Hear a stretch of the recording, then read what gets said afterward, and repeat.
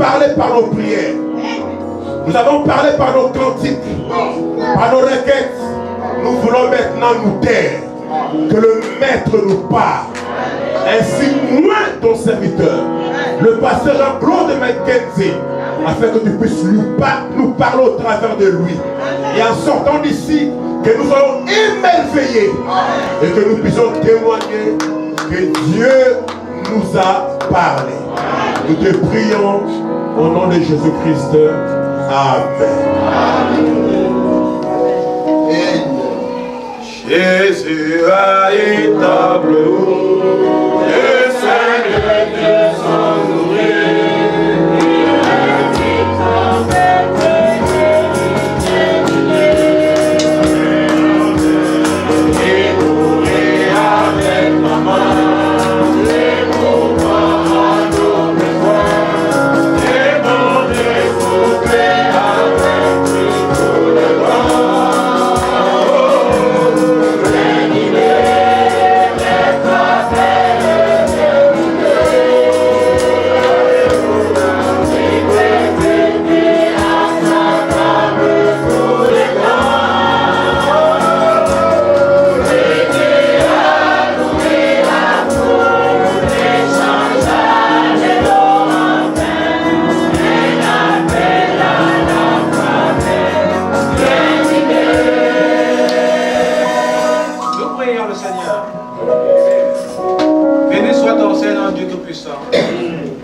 Permet que ce jour soit.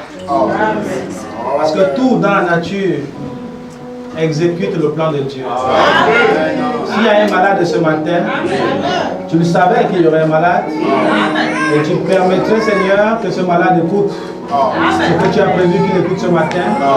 Et la foi venant de ce qu'on entend, la guérison aussi suit lorsque le cœur humain croit. Il y a des enfants qui sont rassemblés ici, chacun avec ses peines, chacun avec ses fardeaux. Il y a des Job ce matin. Il y a des Élie fuyant Isabelle ce matin. Il y a d'aveugles Bartimée ici ce matin. Il y a des paralytiques au réservoir de Siloé ce matin. Il y a tellement de mots, et même des mots dont la médecine a dit qu'ils ne peuvent rien faire. Mais nous savons que tout ce qui est impossible à l'homme demeure possible pour Dieu. Nous te bénissons parce que ce jour est. Nous te supplions maintenant d'accomplir le but pour lequel tu as permis que ce jour soit. Bénis Seigneur le pasteur Péniel. Bénis Seigneur ce troupeau que tu lui as confié. Et fais descendre maintenant l'onction de Dieu. De la chair jusqu'au dernier banc. Que chacun puisse savoir que le Dieu du message est vivant. Que chacun puisse le sentir dans son être. Et que les bénédictions rattachées à la prédication de l'évangile puissent tomber dans la vie de chaque enfant de Dieu. Et que le surnaturel puisse éclater. Et que nous voyons ce Dieu-là. Non pas le Dieu de l'histoire, mais le Dieu qui est vivant au quotidien. Moi ce matin encore, le Dieu vivant pour mon frère, le Dieu vivant pour ma soeur. Et que nos cœurs puissent, oh Dieu, saigner de joie dans ta présence. Nous t'invoquons et remettons la continuité entre tes mains. Au nom parfait du Seigneur Jésus-Christ. Amen. Que le Dieu du pasteur Péniel vous bénisse. Nous asseoir un instant, le temps que je me présente encore. Le pasteur va présenter comme étant le frère Jean-Claude. Jean-Roger. C'est Jean-Roger en fait. Jean-Roger Mackenzie. Je suis originaire du Cameroun et ma nation d'adoption c'est le Gabon. J'y suis depuis 16 ans. Je me suis marié, j'ai fait mes 6 enfants là-bas. Et j'ai décidé ces 2 dernières années de commencer le voyage missionnaire. De voyager un peu parce que le Seigneur m'a mis cela à cœur. Je crois qu'il n'existe pas de hasard dans le calendrier de Dieu. Voilà, si Dieu a mis dans mon cœur le fardeau de voyager, c'est parce qu'il sait qu'il y a des gens quelque part qui pourront être bénis par mon passage. Amen. Je veux déjà dire merci au Seigneur parce que le pasteur Péniel, on ne se connaît pas jusqu'au mois de mai dernier. Il est arrivé à Libreville, chez le pasteur Ngoma. Il a occupé l'appartement que j'occupais juste avant lui. On s'est passé à l'aéroport comme ça. Lui, il venait. Moi, je prenais le même vol pour partir à Paris. J'ai été ici au mois de mai à Paris, au mois de fin mai, mi-juin, je suis retourné. Et cette fois-ci, on s'est rencontrés à la convention en Suisse il y a 2 semaines de cela. Et on s'est changé de contact. J'ai béni l'Éternel. Je pense que c'est un homme au grand cœur. Il permet que je vienne à sa chair sans me poser des questions. Je pense que ce n'aurait pas été mal de me demander ce que je crois, de me demander, parce que dans le message, on croit tous sur les doctrines maintenant. Il y a des adorateurs de Branham, il y a des Branham Dieu, il y a des tendances terribles, mais il m'a fait confiance. Amen. Je fais du mieux que je peux pour ne pas faillir, ne pas trahir cette confiance-là. Il est comme moi, un homme qui croit facilement, un homme simple. Je crois facilement aux gens. Et dans mon passé, j'ai été dupé plusieurs fois. Mais cela ne peut pas m'amener à être ce que je ne suis pas. Je suis naïf. Quand quelqu'un me dit, pasteur, je suis comme ça, je crois. Jusqu'à ce que j'ai la preuve du contraire.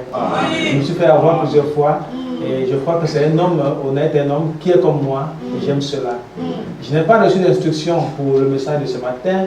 Et je veux parler vraiment conformément à ce que Dieu a mis dans mon cœur. Amen. J'ai reçu cette instruction du pasteur. Parle, frère, selon ce que Dieu mettra dans ton cœur. Sois libre et sois conduit. J'aime quand les choses se passent comme ça. Amen. Je suis, comme on dit souvent, une roue de secours pour des voitures qui peuvent tomber en panne ou qui peuvent avoir des difficultés. Je suis une roue de secours et je vais être une aide pour mon frère, une aide aussi pour mes frères et sœurs qui sont assis là ce matin. Et voilà. Donc je suis au milieu de vous pour quelques jours de passage. Je viens à Hollande à la convention. Et je serai rentré au Gabon le 8 novembre. Je serai de retour au Gabon pour superviser les travaux de mon église là-bas et programmer pour mon prochain voyage. Amen. J'ai 16 ans dans mon église à Port-Gentil. Je pense que c'est enregistré, frère. Parce que je dois avoir une copie pour présenter à mon église. Voilà. J'ai 16 ans dans le ministère de mon église et j'ai pu établir 3 églises. Une à Douala au Cameroun, une autre au sud du Gabon, dans la ville de Mayumba. Et avec l'âge que j'ai, je pense maintenant laisser les enfants continuer avec le groupe que j'ai fondé, les 2 autres églises, et je me consacre dans les voyages missionnaires maintenant.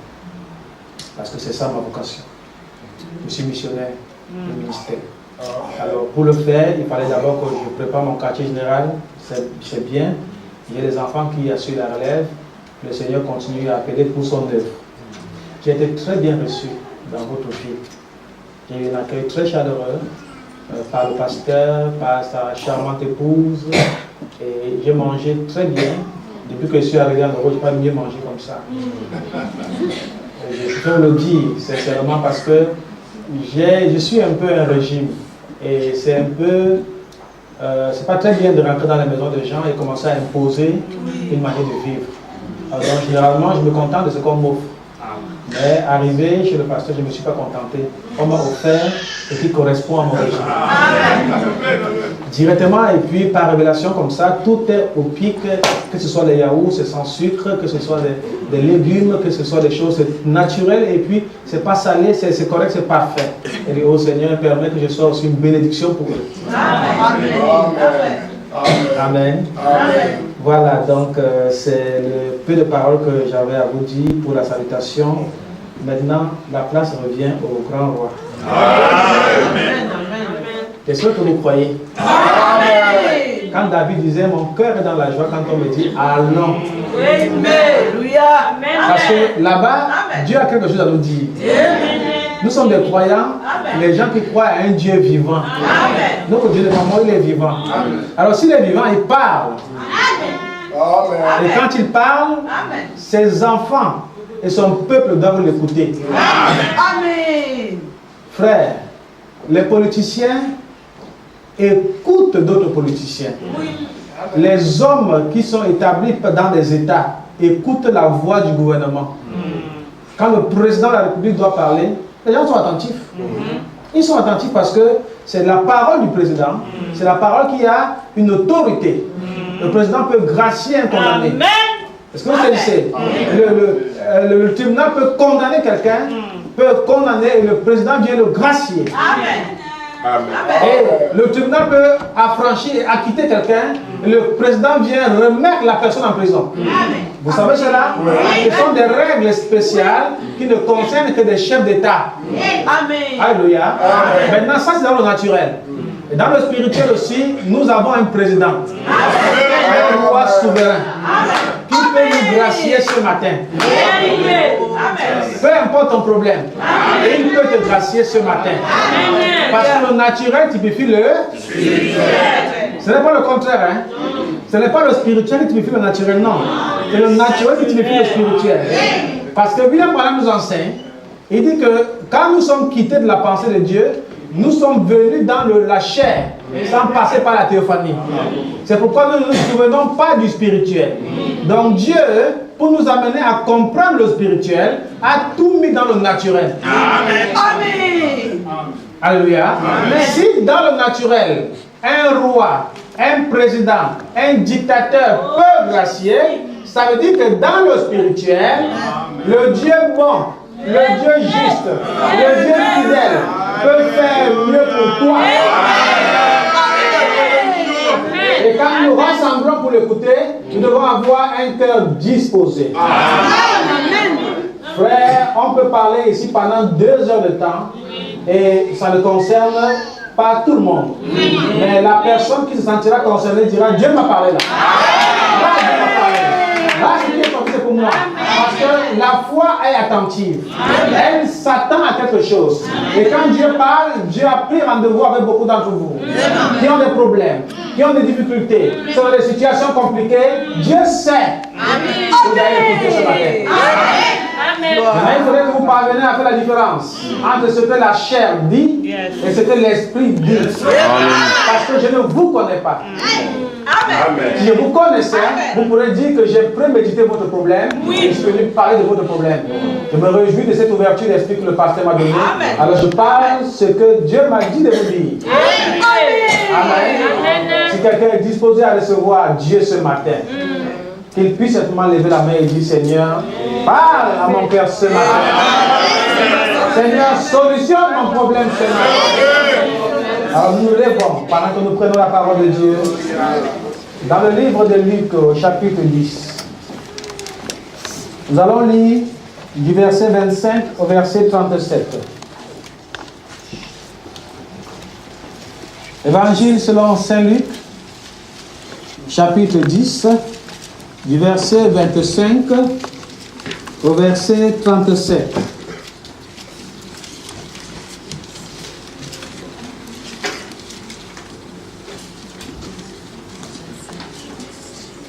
Vous aidez tout le monde à être à la page, tout le niveau à être à la page, que nous lisons tous ensemble et que nous soyons un dans la communion, n'est-ce pas?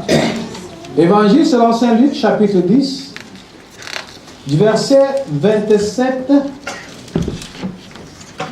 au verset 25, autant pour moi, au verset 37. Il est écrit, je lis pour tout le monde. Un docteur de la loi se leva et dit à Jésus pour le prouver: Maître, que dois-je faire pour hériter la vie éternelle?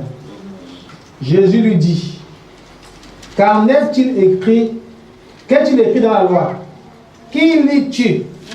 Il répondit: Tu aimeras le Seigneur ton Dieu de tout ton cœur, de toute ton âme, de toute ta force et de toute ta pensée, et ton prochain comme toi-même.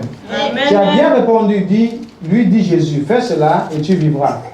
Mais lui, voulant se justifier, dit à Jésus: Et qui est mon prochain? Jésus reprit la parole et dit: Un homme descendait de Jérusalem à Jéricho. Il tomba au milieu des brigands, qui le dépouillèrent, le chargèrent de coups et s'en allèrent, le laissa à demi-mort. Un sacrificateur qui par hasard descendit par le même chemin, ayant vu cet homme, passa outre. Un lévite qui arriva aussi dans ce lieu, l'ayant vu, passa outre. Mais un Samaritain qui voyageait, étant venu là, fut ému de compassion lorsqu'il le vit.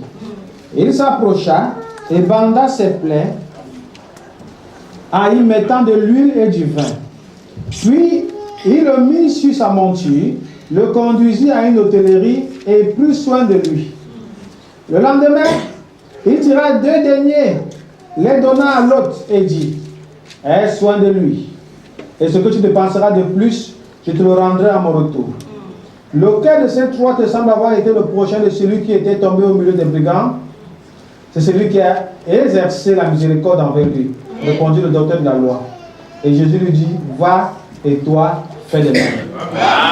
L'Éternel ajoute des bénédictions à l'étude de sa parole. Je vais vous asseoir pendant que je vais intituler mon message ce matin, le bon samaritain. Amen. Amen.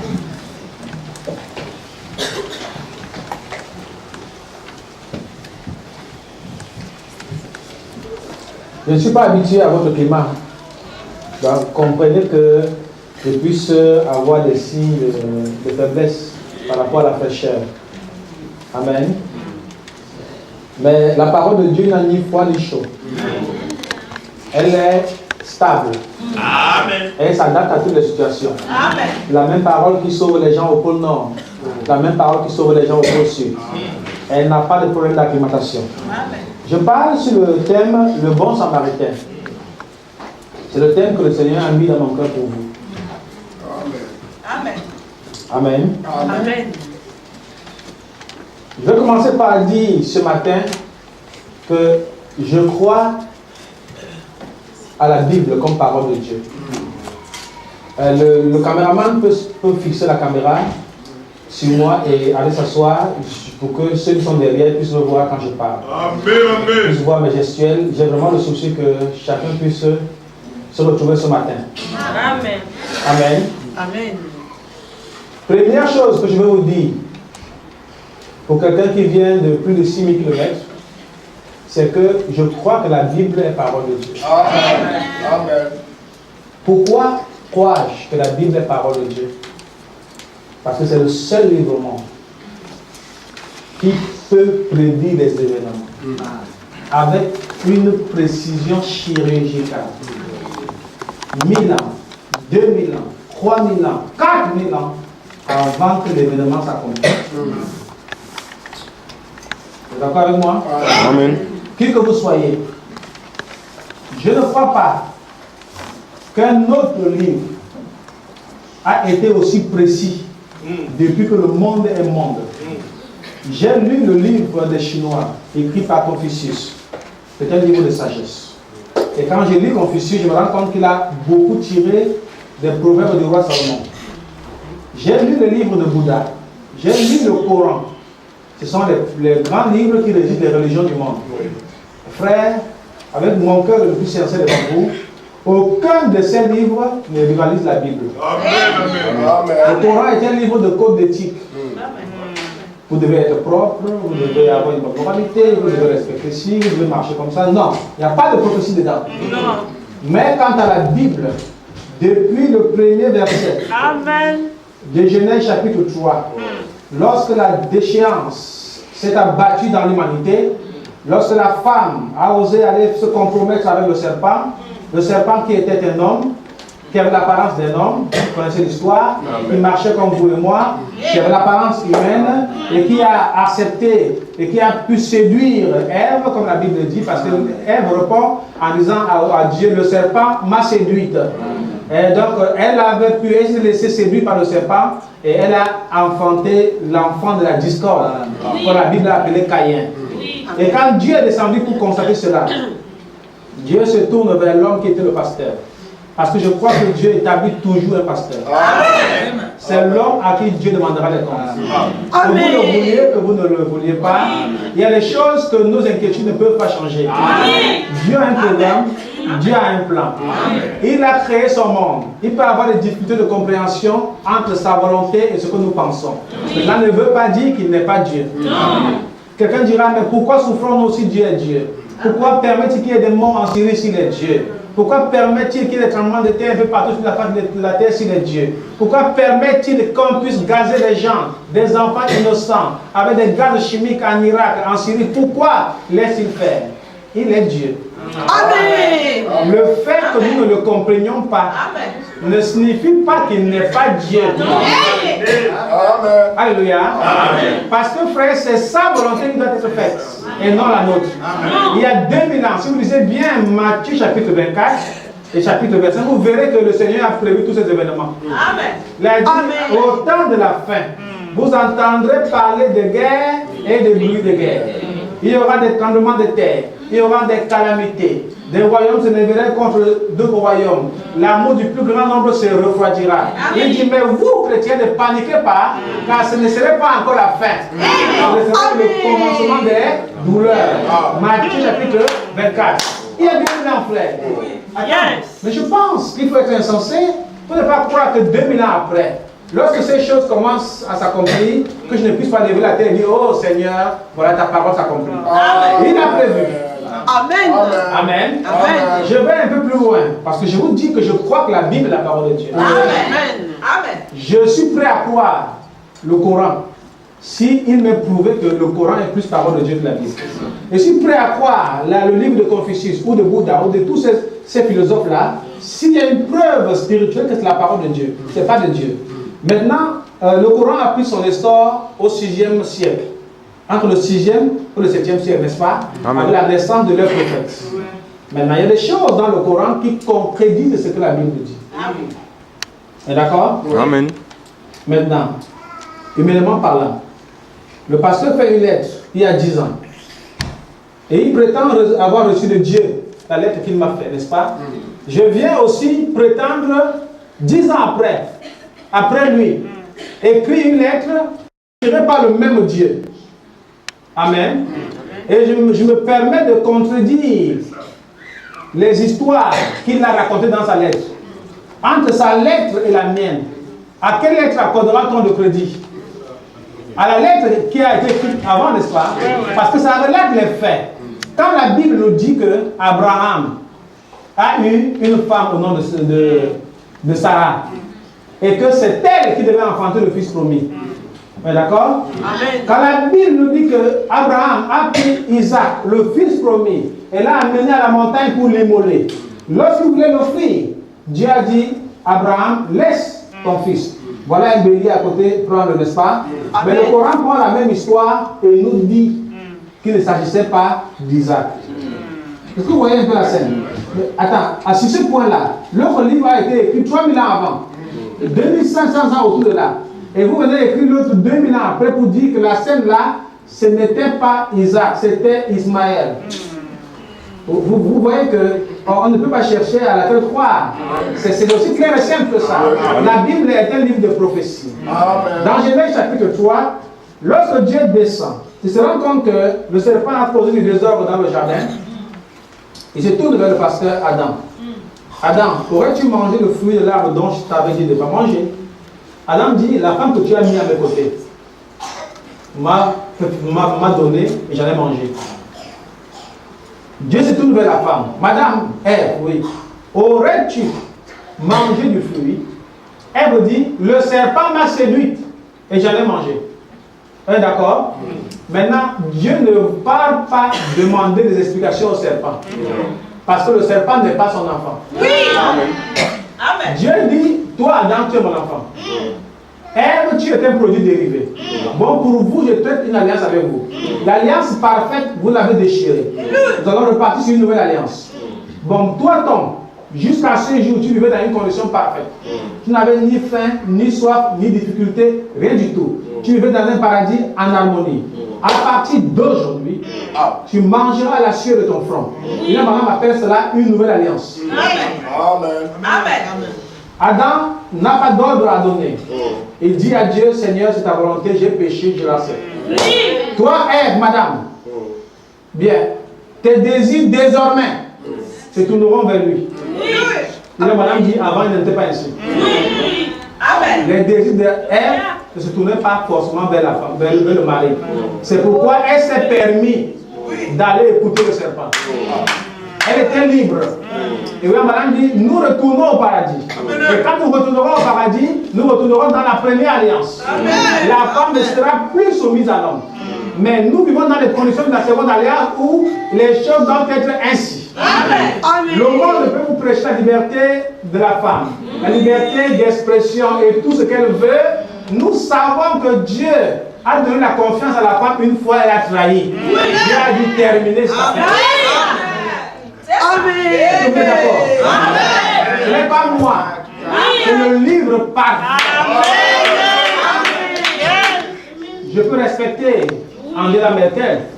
Je peux respecter les grandes femmes qui font dans l'humanité dans ce monde et qui dirigent des nations. C'est clair, je les respecte dans leur monde. Mais s'il faut qu'elles viennent s'asseoir ici, elles ne s'asseront pas ici en tant que président ou ministre. Elles vont s'asseoir là en tant que bébé. Elles vont se soumettre à la loi de la République céleste. Qui a pour président Jésus, pour premier ministre William Branham,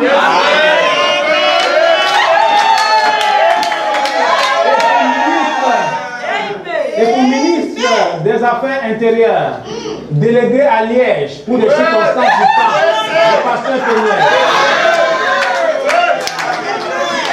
Ça, ce sont les règles de la République céleste. Frère, ce n'est pas possible qu'au ciel, on ait des présidents célibataires, comme en France. C'est pas possible. Les petits, ici, quelqu'un aspire à la charge de berger, parce qu'un président est un berger d'une nation. Il doit premièrement être marié d'une femme. Comment expliquez-vous qu'on compte dans les nations des présidents célibataires? J'ai appris aujourd'hui qu'on en compte même des dirigeants homosexuels. Et on veut que les chrétiens avalent ça. Non, on va avaler ça.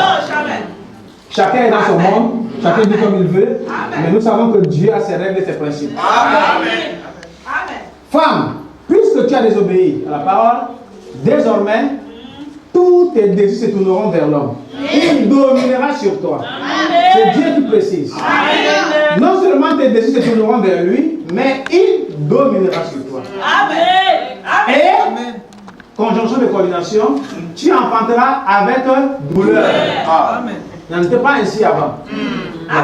Avant, elle devait enfanter, mais pas avec douleur. Voilà les conditions. Et Dieu ajoute en disant, la semence de la femme, il mettra inimitié entre la semence de la femme et la postérité de l'homme. Entre la postérité du serpent et la semence de la femme. Dieu décide qu'il mettra inimitié. Amen. Amen. Moi, je vous parle de vous à moi. Est-ce que la femme a une semence? Mais comment Dieu peut dire dans Genèse chapitre 3? Il mettra inimitié entre la semence, entre la postérité de l'homme et la semence de la femme. Pourtant, la femme n'a pas de semence. Nous savons que c'est l'homme qui a la semence. La semence part des reins de l'homme pour se retrouver dans les entrailles de la femme, et puis un enfant vient. Si Dieu dit dans Genèse chapitre 3 qu'il mettra inimitié entre la postérité d'Adam et la semence de la femme, ça veut dire qu'il y avait une semence dans les entrailles de la femme. Amen. Et la semence de la femme. Laissez-moi le lire pour ne pas dire la chose de travers. Dieu dit que l'Éternel Dieu dit au serpent, puisque tu as fait cela, tu seras maudit entre tout le bétail et entre tous les animaux des champs. Tu marcheras sur ton ventre et tu mangeras de la poussière tout le jour de ta vie. Je mettrai inimitié entre toi et la femme, entre ta postérité et sa postérité. Celui-ci t'écrasera la tête et tu lui blesseras le talon. D'accord avec moi? Amen. Les gens discutent que le premier fruit défendu, le péché originel, n'était pas le fruit défendu, n'était pas un adultère, n'était pas un acte sexuel. Mais comment expliquerez-vous ici, comment interpréterez-vous ce passage où il est parlé clairement de la semence de la femme, ou de la semence du serpent et de la descendance qui sortira des entrailles de Ève. Amen. Amen. Dieu dit qu'il mettra inimitié entre ces deux postérités. La postérité de l'homme écrasera la tête de la postérité du serpent, et toi, serpent, tu lui écraseras, tu lui blesseras le talon. Amen. Amen. C'est une sentence divine. Maintenant, écoutez ce qui se passe. La postérité de l'homme, William Branham dit qu'ici, c'était une prophétie qui concernait déjà, qui parlait déjà de l'avènement du Messie. C'était une prophétie. Or, ici, vous êtes pratiquement à 4000 ans avant que l'histoire ne s'accomplisse. Alors, comment vous ne voulez pas que je croie à la Bible? Quelques centaines d'années plus tard, viendra un prophète du nom d'Abraham qui prêchera et qui vivra une espérance avec Dieu. À la fin de son ministère, il dira que la semence d'Isaac la postérité d'Isaac possédera la porte de ses ennemis. William Branham dit, vous voyez, Dieu ne peut pas donner une prophétie, une parole, une révélation et venir la contredire. Non. Mais il peut donner une révélation, une prophétie et venir l'éclairer au fur et à mesure que le temps avance. Parce que, en réalité, Genèse 3, Genèse 4 ici, peut paraître un peu confus. Mais de quelle postérité s'agit-il? Qui sera en inimitié avec la postérité de la femme? De quelle postérité s'agit-il? Mais quand Abraham vient, Dieu lui dit que tu auras une femme. Ta femme est stérile. Ne t'inquiète pas de sa stérilité. Moi, je permettrai qu'elle ait un enfant. Et cet enfant-là sera la postérité bénie. La lignée selon laquelle Jésus viendra. Amen. Abraham, ne panique pas. Ta descendance séjournera pendant 400 ans dans une terre étrangère. 400 ans après, voilà les Hébreux qui sont en captivité quelque part en Égypte. La même promesse qui continue. Et Esaïe vient dans son jour. Et il précise encore que cette fois-ci, cette semence qui devait écraser la tête à la postérité du serpent, en fait, cette semence-là doit naître d'une femme vierge. Amen. La même prophétie, c'était une semence. Maintenant, la précision est faite. Esaïe dit que la domination reposera sur ses épaules. On l'appellera admirable. On l'appellera Emmanuel. On l'appellera Dieu puissant. Il sera l'Éternel qui nous délivre de toutes nos maladies. L'Éternel qui nous sauve de toutes nos difficultés. Mais cette semence viendra à travers une femme vierge. Amen. Les théologiens au temps d'Esaïe ont voulu expliquer cette parole-là. Esaïe a dit vierge, c'est vierge. Aujourd'hui, il y en a qui parviennent à expliquer les différentes formes de virginité. Les gens très forts, ça les engage. Mais Esaïe a dit vierge, ça veut dire vierge. On a des grands interprètes aujourd'hui. Mais William Branham dit que quand une écriture paraît très complexe, laissez-la tranquille. Dieu est son propre interprète. Les pharisiens, dit William Branham, ont commencé à élever leurs filles avec discipline, pensant que cette vierge-là sortira de leur rang, parmi leurs lignées. Non, monsieur, Dieu avait dit que cette vierge-là doit enfanter là-bas, à Bethléem, et non ailleurs. Donc, vous êtes à Jérusalem, vous arrangez, vous préparez vos filles pour la promesse, et vous imaginez que le Messie viendra du ciel selon votre imagination, mais l'écriture n'est pas imaginaire. La parole de Dieu, les écritures sont parfaites et correctes. Comment une vierge va enfanter? Comment une femme mettrait-elle un enfant au monde sans avoir été en contact avec un homme? Ce n'est pas scientifiquement possible, mais Dieu l'a dit. Comment croirez-vous, amis chrétiens, que moi, un homme de péché, de chair et de sang, comment croirez-vous que je vais briser la loi de la pesanteur pour m'en aller vers les hauteurs? Amen. Croirez-vous cela? Enfin, si je vais réfléchir dessus, je vais éclater mon cerveau. C'est pas possible. Mais puisque Dieu l'a dit et qu'il a accompli plus compliqué dans le passé, je crois qu'il est capable de l'accomplir aussi. Ma chair là va changer à l'intérieur.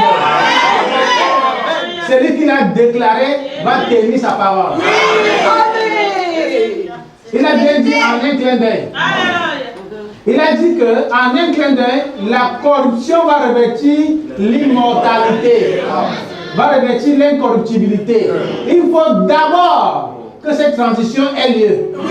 Parce que avec le corps de chair dans l'état où nous sommes là, on ne peut pas être enlevé dans les airs. Ce n'est pas possible. Il faut qu'un travail se fasse, que nous puissions devenir légers pour briser la loi de la pesanteur. Et qu'est-ce qui fera que nous devenions légers? C'est la parole que nous écoutons. Maintenant, le même Dieu qui l'a déclaré est le même Dieu qui est venu un jour dans un corps de chair. Et il s'est lié d'amitié avec un homme qui s'appelait Lazare. On a voyé dire, mon ami Jésus, tu as passé une amitié avec un homme sur la terre. Parce que la Bible dit que Jésus aimait Lazare. Voici ton ami Lazare que tu aimes est malade. Jésus a compris. Mais comme était le champ missionnaire, il a fini sa mission. Et quand il a fini sa mission, Lazare était mort. Il n'a même pas assisté aux obsèques de son ami Lazare. Mais il savait. Il savait qu'il est capable. Il est le chemin, la vérité et la vie. Il savait qu'il est la résurrection. Il savait qu'il est la solution. Quand il est arrivé sur les lieux, frère, oh, j'aime ce passage. Quand il est arrivé sur les lieux, l'Écriture nous dit ceci, que Marthe, la sœur de Lazare, est allée rapidement vers lui et lui a dit, Seigneur, si tu aurais été ici, notre frère ne serait pas mort. Alléluia. Notre frère ne serait pas mort. Mais même maintenant, je crois que tout ce que tu demanderas au Père, le Père te le donnera. Vous croyez cela? C'est au verset... Si tu eusses été ici, mon frère ne serait pas mort. C'est dans Jean chapitre 11. Mais maintenant même, je sais que tout ce que tu demanderas à Dieu, Dieu te l'accordera. Jésus lui dit, Marthe, ton frère ressuscitera. Je sais, répondit Marthe. Lui répondit Jésus. Lui répondit Marthe. Je sais, lui répondit Marthe, qu'il ressuscitera la résurrection au dernier jour. Jésus lui dit, je suis la résurrection et la vie. Celui qui croit en moi vivra, car même il sera mort. Et quiconque vit et croit en moi ne mourra jamais. Crois-tu cela, Marthe? C'était une question compliquée et difficile. Et je vais vous dire la vérité. Marthe n'a pas répondu à la question. Quand Jésus lui a dit, crois-tu cela? Il y en a qui prétendent croire. Et il y a des questions auxquelles ils ne peuvent pas répondre. Oui. Amen. Oui. C'est dans Jean chapitre 11. Le grand frère est mort. L'ami intime de Jésus. Parce que William Branham dit quelque part que Jésus a vécu longtemps chez Lazare. Oui, oui. Avant sa mort. Il a vécu longtemps chez Lazare et Jésus, William Branham explique que Joseph était déjà décédé avant la mort de Jésus. Vous savez cela, n'est-ce pas? Joseph était déjà décédé avant la mort de Jésus. Donc, après le décès de Joseph, leur père, si vous voulez, Jésus a passé plus de temps chez son ami Lazare. Au point où c'était lié une grande amitié. Et Marthe et Marie, les sœurs de Lazare, étaient comme les servantes de Jésus. C'est elle qui lavait son linge, qui faisait sa cuisine, qui prenait soin de lui en tout. Donc quand Jésus est allé prêcher ici dans la ville de Jéricho et qu'on lui a envoyé appeler que son ami est malade, c'était en fait une famille qui appelle leur frère. Vous imaginez ce que ça veut dire, n'est-ce pas? C'est-à-dire qu'il vit dans notre maison. On l'a hébergé chez nous. On lui a donné tout ce qu'on peut donner à un homme parce qu'il n'avait pas encore commencé son ministère, entre parenthèses. Il n'avait pas commencé son ministère. Donc, le temps de son ministère est arrivé. Donc, si quand même quelqu'un d'entre nous est malade, on est censé être privilégié. On l'envoie appeler, il ne vient pas. On lui annonce le décès, il ne vient pas. On enterre son ami intime, il n'est pas là aux obsèques. 4 jours après, il arrive. C'est vrai. Alléluia. C'est ça. Je ne sais pas si vous croyez ceci. Amen. Mais je vous dis que je ne crois pas à ceci parce que je suis trop grand. Je le crois parce que quelque chose à l'intérieur de moi me dit que c'est une chose vraie. Je ne sais pas où vous vous situez. Vous savez, on nous a défini à l'école l'histoire comme étant la connaissance du passé basée sur des faits réels. C'est ça l'histoire. L'histoire ne se corrompt pas. C'est la connaissance du passé basée sur les écrits. Moi, je n'ai jamais vu Hitler. Mais l'histoire me dit qu'un Hitler a existé. 2000 ans après, des générations viendront et on leur dira toujours qu'un Hitler a existé. Ils pourront douter, ça ne changera quoi l'histoire? Ça ne changera rien. C'est le passé écrit, c'est vrai, c'est un passé. Amen. On me dit qu'Abraham a existé, je n'étais pas là. Mais c'est l'histoire. On nous a dit que les Juifs sont restés en captivité en Égypte pendant 400 ans. Je n'étais pas là. Mais l'histoire nous prouve que ce sont les Juifs qui ont construit toutes les grandes pyramides qui sont en Égypte jusqu'à aujourd'hui. Et les hommes vont visiter cela. Quand ils vont visiter, ils ne pensent pas que c'est l'esclavage des Hébreux qui a construit cela. Voyez cela? C'est la même main-d'œuvre gratuite des esclaves africains qui ont construit l'Amérique. C'est la même main-d'œuvre gratuite des Hébreux en Égypte, qui ont construit tout ce qui fait la gloire de l'Égypte aujourd'hui. Sachez-le très bien, frère. L'histoire le dit. Les pyramides n'ont pas été construites par les Égyptiens, non. Ça a été construit par les Hébreux pendant 4 siècles. Et c'est là. On ne peut pas contester ces choses-là. Amen. La main-d'œuvre africaine, des Noirs esclaves qui ont bâti l'Europe, en grande partie, qui ont bâti l'Amérique. Vous savez cela? C'est l'histoire. Parce qu'une main-d'œuvre gratuite, ça produit beaucoup. Ça ne vous coûte rien. Je ne sais pas. Vous imaginez une compagnie comme la Coca-Cola, c'est une multinationale. Si nous, les Blancs nous disent que les techniciens nous disent que Coca-Cola utilise pratiquement 50% de son budget, de son bénéfice, pour la publicité. Ils ont par exemple 100 milliards de bénéfices, ils prennent 50 pour la publicité dans le monde. C'est pourquoi Coca-Cola est le produit le plus consommé en tout cas. Amen. Maintenant, imaginez que tous ceux qui travaillent pour Coca-Cola travaillent sans salaire pendant 3 siècles. Imaginez ce que ça ferait. Ça suffirait pour bâtir 10 autres pays sans salaire. C'est ce que les Africains ont souffert. Donc, les peuples qui ont le plus souffert dans ce monde, il y a le peuple juif et le peuple africain. C'est l'histoire. On ne peut pas effacer ça. Et l'histoire de Jésus est autant plus vraie que tous ces faits historiques. Amen. Donc, Jésus arrive, on lui dit que son ami Lazare est décédé. Quand il arrive, Marthe, sa sœur, la sœur de Lazare, j'espère que je ne choque pas, hein, je ne connais pas vos réalités d'ici. J'espère que je ne choque pas. Je parle au nom du Seigneur. Si je choque, vous me faites signe. Parce qu'il paraît que chez vous, ici, quand on fait des déclarations non-sens, on vous met les menottes et on vous amène. Donc, vous me dites, pasteur, si je fais. Non, nous disons la vérité. Donc, s'il y en a qui sortent un peu du contexte, tu me fais signe, pasteur. Amen. Partout où je prêchais, j'ai dit ce que je dis là. Que c'est la main d'œuvre gratuite des Noirs qui ont bâti l'Europe. Je suis désolé, hein, je le dis partout où je passe. Maintenant, je n'ai pas encore eu quelqu'un qui passe devant moi pour me dire le contraire. Parce que s'il dit le contraire, on ouvre l'histoire. Hein, l'histoire ne ment pas. D'accord? Voilà. Maintenant, Jésus arrive chez Lazare. Marthe lui dit, si tu aurais été là, notre frère ne mourrait pas. Maintenant même, si tu demandes quelque chose à Dieu, Dieu te l'accordera. Jésus lui dit, ton frère ressuscitera. Amen. Elle répond, je sais qu'il ressuscitera à la résurrection au dernier jour. Jésus lui dit, je suis la résurrection et la vie. Celui qui croit en moi vivra. Quand même il serait mort. Amen. Vous croyez ça? Amen. Vous croyez que la mort n'est pas la fin du processus de la vie d'un homme? Amen. Vous croyez ça, n'est-ce pas? Maintenant, pour ceux qui ne croient pas ça, je vais vous donner l'occasion ce matin de le croire en vous posant une question. Quand vous dormez là, dans votre lit, pendant la nuit, votre corps est sur le lit, n'est-ce pas? Votre esprit n'est pas souvent là.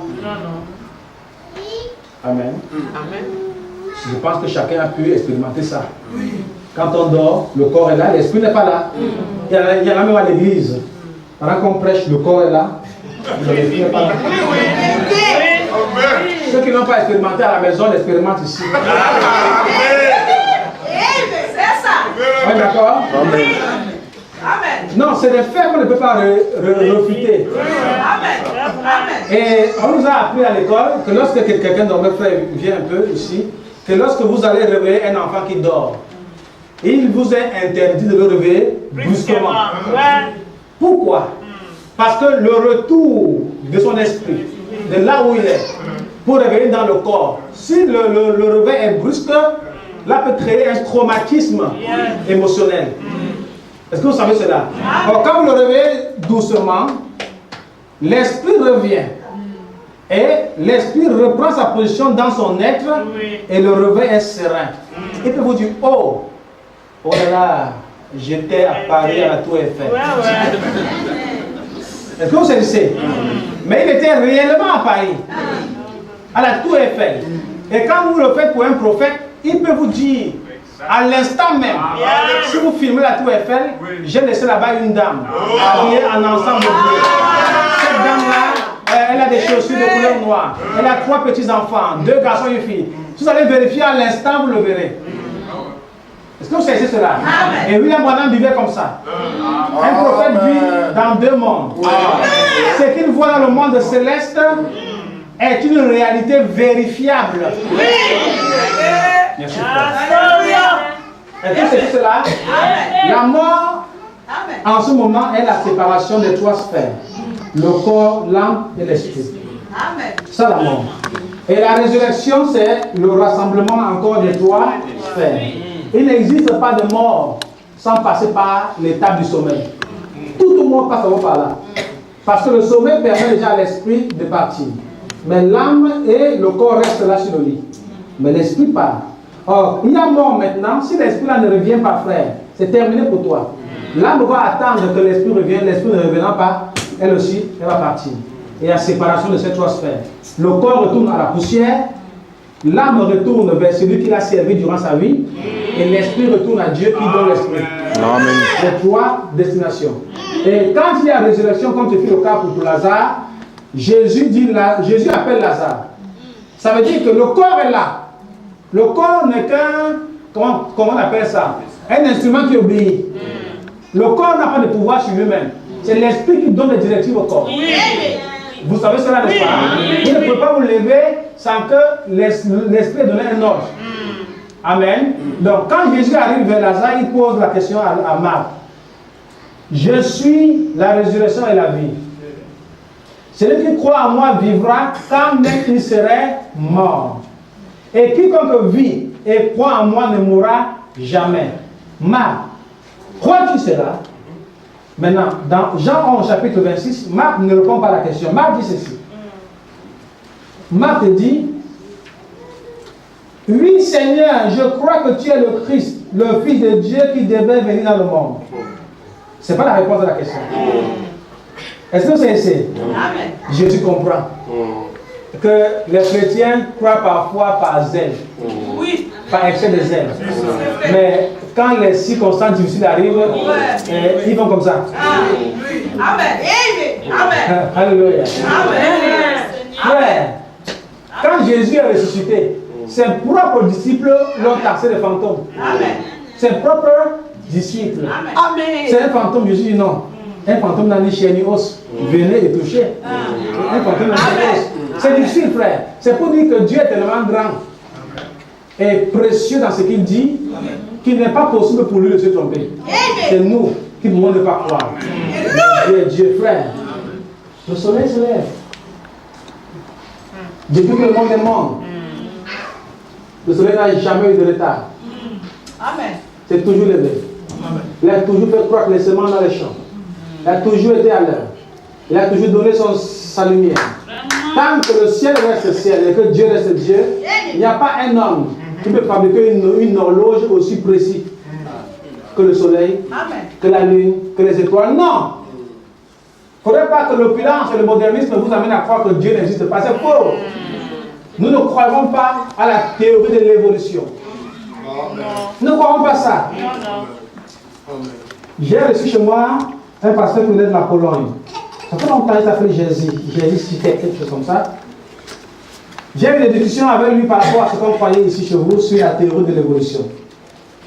Paraît-il que l'homme serait le produit d'un chimpanzé, n'est-ce pas? Il paraît que le chimpanzé marchait à 4 pattes et progressivement il s'est levé et il continue aujourd'hui à marcher à 2 pattes. N'est-ce pas? Si c'est la théorie de l'évolution, il ne doit pas s'arrêter à un niveau. Il doit continuer à 2 pattes, il continue par derrière. Voilà. Parce que c'est leur théorie de l'évolution. Il faut pas l'arrêter à un niveau. Il faut continuer jusqu'au bout. C'est-à-dire que quand vous voulez être fou, soyez fou jusqu'au bout. Quand vous voulez être lucide, soyez aussi lucide jusqu'au bout. Ça veut dire que la théorie de l'évolution, c'est d'arrêter c'est une catégorie d'espèces. Et pourquoi nous n'entendons pas les enfants qui commandent d'abord, aussi comme des chimpanzés, avec des poils partout sur eux, avec des formes bizarres? Non, monsieur. Dieu nous a créés tels que nous sommes. Il a créé le chimpanzé tel qu'il est. Les chimpanzés enfantent les chimpanzés. Les hommes enfantent les hommes. Dieu reste Dieu. C'est pourquoi je crois à la Bible. Amen. La Bible est vraie. Amen. Amen. Mais il a été promis pour nous au temps de la fin que moi, l'Éternel, j'ai beaucoup de choses que j'ai faites, mais que j'ai cachées. J'ai gardé secret. Alléluia. Amen. Ne va connaître ces choses-là qu'un peuple privilégié. Un peuple qui vivra au temps de la fin. Amen. Ça, c'est Dieu. Amen. Amen. Amen. Et la loi de Dieu veut que pour connaître ces mystères cachés, il faut qu'il procède par un moyen précis. Ce n'est pas un prophète que Dieu a sorti Israël de l'Égypte. Ce n'est pas un prophète qui l'a gardé durant le chemin. Ce n'est pas un prophète qui l'a fait rentrer. Dieu ne traite pas sans prophète. Ouvrez Daniel chapitre 12. Pendant que nous y sommes. Amen. Daniel chapitre 12. Et plein d'autres passages. Daniel chapitre 12. Daniel chapitre 12.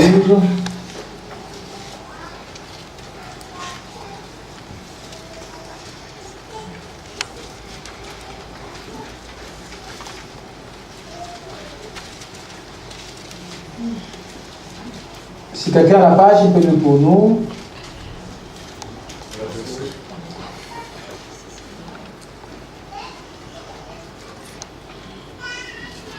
Daniel chapitre 8 d'abord. 8 d'abord, après 9, après 12.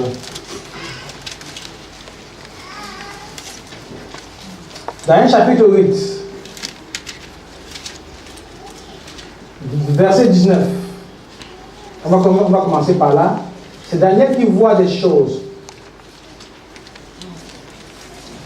Verset 17 déjà. Quelqu'un n'a pas lu pour nous rapidement. On a vu de Daniel. Donc, Daniel ici, vous savez que Daniel était en captivité à Babylone, n'est-ce pas? Amen. Et Dieu lui a accordé des révélations, des choses qui devaient s'accomplir jusqu'au temps de la fin. C'est Daniel qui a vu la vision des temps, de tous les rois qui devaient diriger la terre, des rois païens d'abord, et le système religieux aussi. Il a vu le règne des Mèdes et des Perses. Il a vu le règne du système romain. Il a vu au temps de la fin comment Dieu, une pierre descendra de la montagne sans le secours d'aucune main. Cette pierre-là serait Christ, n'est-ce pas? Daniel 8, 17. Il est écrit quoi? Il vint alors ce lieu où j'étais, et à son approche, je fus effrayé, et je tombais sur ma face. Il me dit, sois attentif, fils de l'homme, car la vision concerne un temps qui sera la fin. Car la vision concerne un temps qui sera la fin. La vision que Daniel a vue, ce n'est pas pour le temps dans lequel tu vis, Daniel, mais c'est pour un temps qui concerne, qui sera la fin. Verset 19. Oui, il me dit, je vais t'apprendre ce qui arrivera au terme de la colère, car il y a un temps marqué pour la fin. Car il y a un temps marqué pour la fin. On est d'accord, n'est-ce pas? Nous prenons Daniel 11.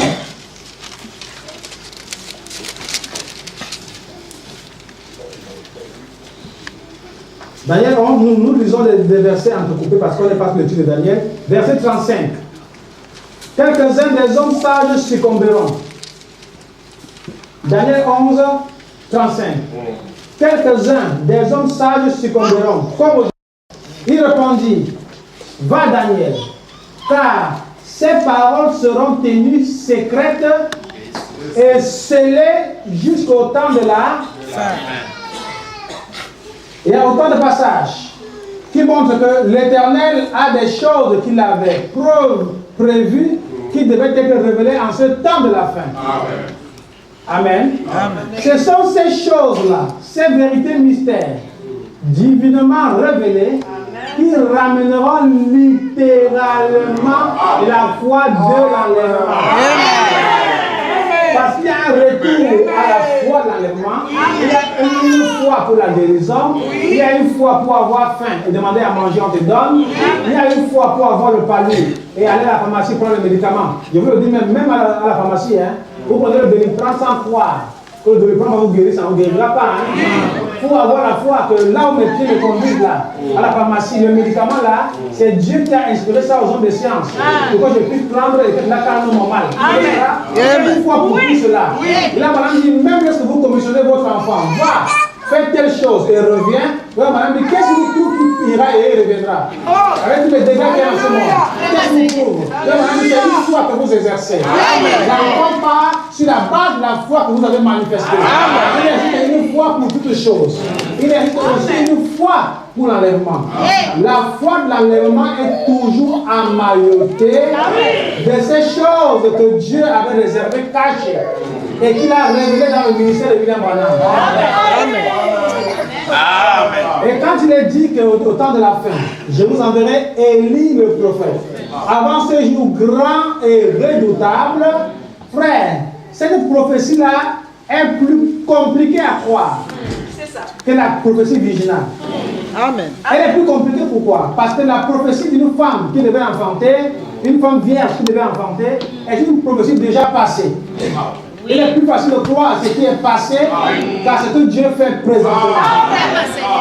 Amen. Aujourd'hui, ce n'est plus étrange pour personne. Marie était vierge, elle a enfanté. Amen. Si tu aurais été là, aurais-tu cru? Il est mon âme dit, quand on allait consacrer Jésus au temple. Quand Marie est entrée au temple, les gens s'éloignaient d'elle. On disait aux femmes illégitimes ou prostituées. Oh, elle a un enfant illégitime. Elle a conçu, elle a enfanté hors mariage.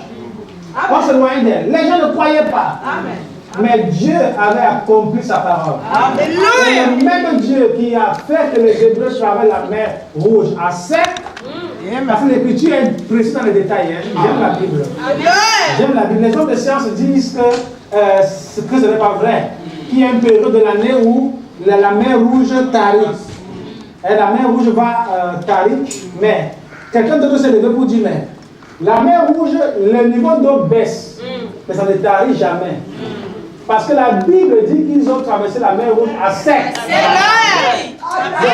C'est là la logique, c'est toujours entre eux. Parce que quand ils commencent à s'embrouiller, Dieu envoie aussi des embrouilleurs parmi eux pour qu'ils s'embrouillent davantage. Comment contester ce que, comment un homme qui raisonne, qui est normal, qui a un cerveau, qui a une intelligence, peut oser mettre en doute la parole de Dieu?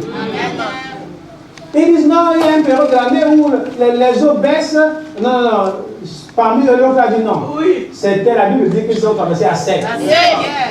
Or, on n'imite pas le christianisme. Quand Dieu dit c'est à sec, c'est à sec.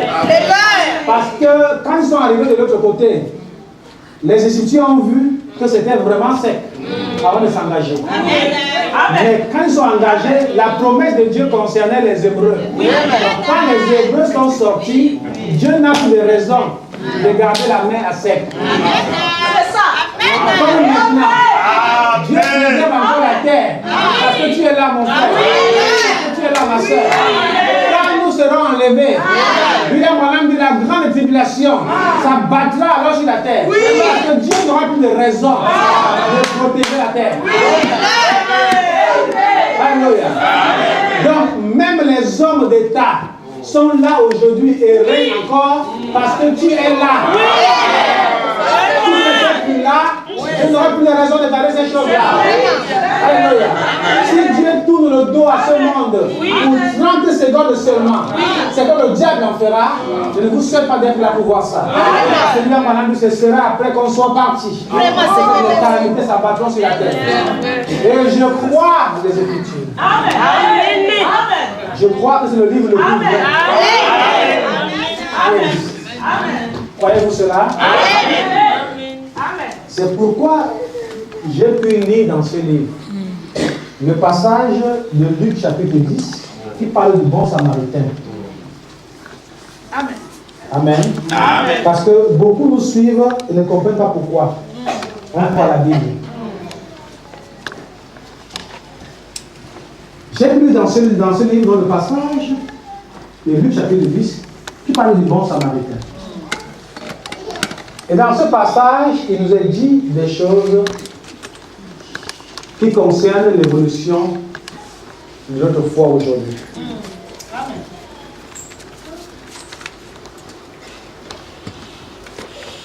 Jésus ne disait rien pour rien. Et il n'existe pas de parabole ou d'histoire dans la Bible qui soit une histoire vaine. Il y a toujours une réflexion à tirer de chaque histoire. Amen. Il nous a dit un jour que Jésus avait prêché de l'autre côté du Jourdain ou du fleuve Tibériade. Il était fatigué et il a dit à ses disciples d'avancer dans la barque, qu'il venait les rattraper. Amen. Les disciples ont obéi. Ils ont pris la barque, ils ont commencé à traverser le fleuve Jourdain ou Tibériade. Au moment où on pourra revoir de quel fleuve il s'agissait. À quelques heures de navigation, en plein milieu de la nuit, ils ont vu quelqu'un approcher de la barque. Dans la pirogue, ils ont commencé à paniquer. Ils ont dit c'est un fantôme qui vient. On est en plein milieu. Vous savez, si un fantôme vous trouve sur la terre, vous pouvez fuir. Parce que la terre est ferme. Vous pouvez dire, bon, j'ai un espoir de fuir en criant au secours. Comme il y a des caméras partout ici, peut-être on verra l'image quelque part, on viendra au secours. Mais vous êtes en plein océan, frère. Vous allez commencer à fuir ou commencer à crier au secours à qui? Parce que les poissons sont dans l'eau pour vous entendre. Donc, il n'y a pas de secours à appeler là. Et le chrétien arrivera toujours à un carrefour où il ne pourra appeler de secours que le Dieu Tout-Puissant. Dieu s'arrangera. Votre christianisme n'a pas encore commencé. Si vous n'êtes pas encore arrivé à un carrefour comme Job, vous pourrez dire l'Éternel donne, l'Éternel reprend, que son nom soit béni. Dieu veut que chaque chrétien puisse expérimenter ça. Quand vous comptez encore sur les aides du gouvernement par-ci, ok, ça passe. Je compte encore sur papa, ok. Je compte encore sur maman. Un temps viendra, frère, où l'éducation de maman devrait te servir pour avancer avec Dieu. L'éducation que papa t'a donnée devra te servir pour avancer avec ton Dieu.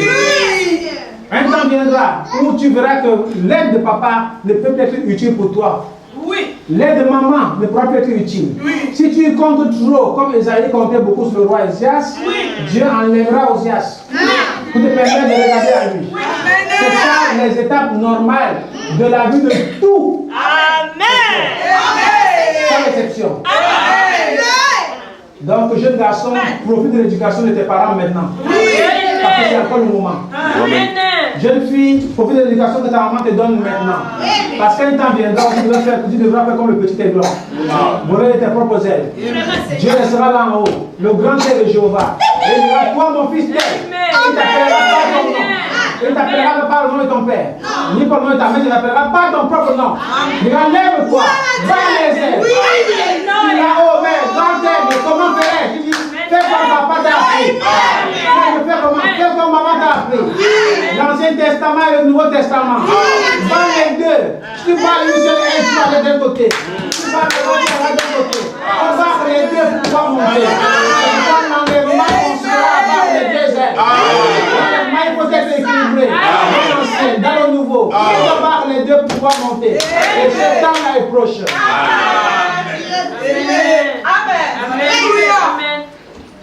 Je racontais l'histoire parce que j'étais sur le bon samaritain. Et je parlais de cet homme-là qui devra compter sur Dieu tôt ou tard. Il y a une histoire. Sur le fantôme sur la mer. Le fantôme sur la mer, voilà, avant de revenir. Les disciples ont dit, c'est un fantôme qui arrive. Parmi tous, il y a eu un courageux qui a dit, Seigneur, si c'est toi, permets que je vienne. Parce que je me souviens que tu nous as demandé d'avancer, que tu arrivais. Donc, si c'est toi, permets que je marche aussi sur l'eau et que je te retrouve. William Branham dit qu'il arrive des fois que les chrétiens ont souvent peur de la seule chose qui puisse les sauver. C'est ce que je voulais dire. Il arrive que les chrétiens paniquent. frère, crois. Le pasteur conseille, crois, oh, il faut faire comme ça. La personne panique. Elle se comporte comme Marthe. Comme Marthe. Vois-tu cela? Elle va répondre autrement. Oui. Non, monsieur. Il faut un temps pour tout. Amen. Si c'est toi, permets que je vienne vers toi. Amen. Le chrétien n'est pas cloîtré dans une espèce de prison spirituelle. Le chrétien parle avec son Dieu. Amen. Quand Pierre dit, Seigneur, si c'est toi, parce qu'il avait le droit de le dire. La promesse disait, avancez, j'arrive. Amen. Alors, si c'est toi qui arrives, permets que je vienne vers toi. Parce qu'on est là dans la barque là. Oui. Chacun raconte ce qu'il veut. Oh, c'est un fantôme. Oh, c'est le cousin de Satan. Oh, c'est le petit pourquoi vous paniquez? Il a promis quelque chose. Si c'est lui, rappelez-lui ce qu'il a promis.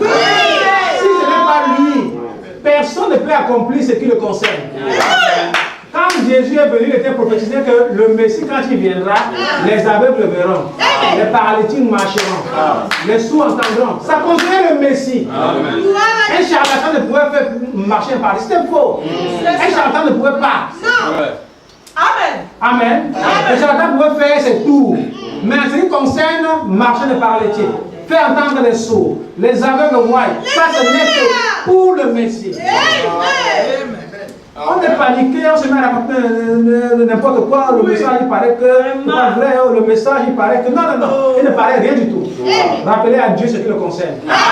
Seigneur, si c'est toi, si c'est toi, parce qu'il faut même qu'il y ait un devant Dieu, qu'il puisse se tenir debout sur la parole. Si c'est toi, ordonne que je vienne vers toi. Amen. Alors là, tu vas faire taire tous les critiques qu'il y a dans la barre. Amen. Si c'est toi, Jésus dit, viens. Ceux qui disaient que c'est un fantôme, on dit, ah, on va voir maintenant si vraiment c'est lui ou si c'est un fantôme. Pierre a sorti les pieds de la barque, il a marché sur l'eau, il a marché dans la barque, les discours ont commencé à changer. Ah, donc c'est le Seigneur. Ce n'était pas un fantôme. Ah, c'est la vérité. D'ici que Pierre est tombé et rentré dans l'eau. Oh, c'était pas le Seigneur, c'est un fantôme. Donc, en fait, c'est un fantôme quand les choses ne vont pas bien. Ah, c'est ça. Quand les choses vont bien, oh, c'est le Seigneur. Oh non, c'est un fantôme. C'est pourquoi il m'a dit que les pasteurs vivent des choses compliquées. Et l'assemblée ne peut pas comprendre. Quand ça va bien, oh, c'est Dieu, oh, c'est Dieu. Quand ça va bien, oh, c'est Satan, c'est Satan, c'est Satan. Mais ça ne peut pas être Dieu et Satan au même moment. Non, non, non. Laissez-moi lire William Branham. William Branham dit que les pasteurs passent des moments difficiles que le peuple ne peut pas comprendre. Et que le peuple, non seulement ne peut pas comprendre, mais que le peuple ne sait rien à ce sujet. Il dit dans le message, pourquoi la petite Bethléem? Attendez, je vais lire en passant, avant de revenir sur cette histoire de fantôme. Pourquoi la petite Bethléem? Je vais trouver ça. Pourquoi la petite Bethléem? Pourquoi la petite Bethléem? Paragraphe.